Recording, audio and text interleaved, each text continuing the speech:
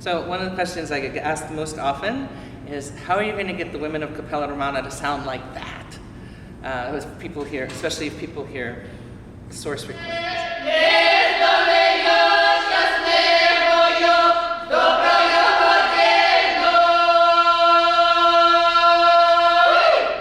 One of the benefits of working with a group like Cappella Romana is that these are people who use their voices all the time, so you don't have to worry about how they're going to breathe, if they're going to be able to access their breath, are they going to be able to match pitch. These are all things that in more community kind of workshops or ensembles are things that you have to deal with. So I knew that all the time, and they're people who really know how to use their instrument, and so it's really just a matter of changing the focus of the instrument, because very often when people teach voice, it's all very metaphorical, like sing into the mask, sing into the dome, those kinds of things. And I just say, bleat like a goat, or yell to your neighbor across the street, or someone's going to steal your car, and you have to yell, hey, that's my car, and make sure that your voice reaches all the way over to them. And so once they figure out that it's that there's no squeezing coming from the voice, because that's the first thing professional singers are worried about. They're going to wreck something, which is valid. This is the only one you get. You don't get to replace it. You want to keep it working. But once they figure out that it's about resonance, Catherine Vandersam, who's sung with Cappella Romana for a very long time, yesterday did something that I'd never seen before. She goes, oh, it's just the moose.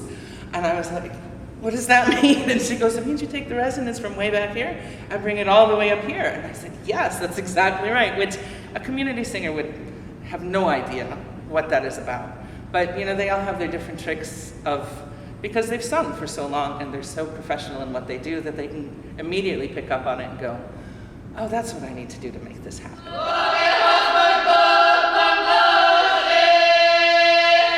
And then, there's a couple tricks. We did, indeed, yesterday make everybody bleat like a goat.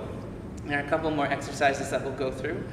But the thing that is most important, one of the things that I'm most grateful about in this project, is that when I initially got the call to do this, I said, I will do this, but I have to bring in singers who already know this style. Because you can explain the style and you can demonstrate it, but if you're actually sitting next to somebody who does it, you just, we as people are sympathetic vibrators. Like, where that person sings kind of makes those spots in your body resonate with sound, and then you all of a sudden realize, oh, that's what it is. And that's why visiting villages and singing with old women is extraordinary, because you get to see how they shape their mouths and their vowels and how they sing that, and then you just started taking it on because it's like right there and it's present. And it happened.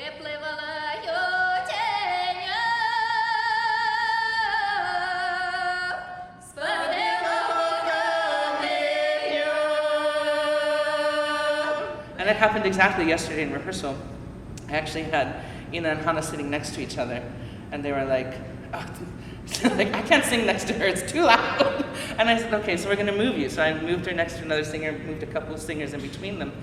And the singers they were sitting next to, who were Vakari and Jessica actually, all of a sudden went, this is wonderful. I'm so glad you moved them.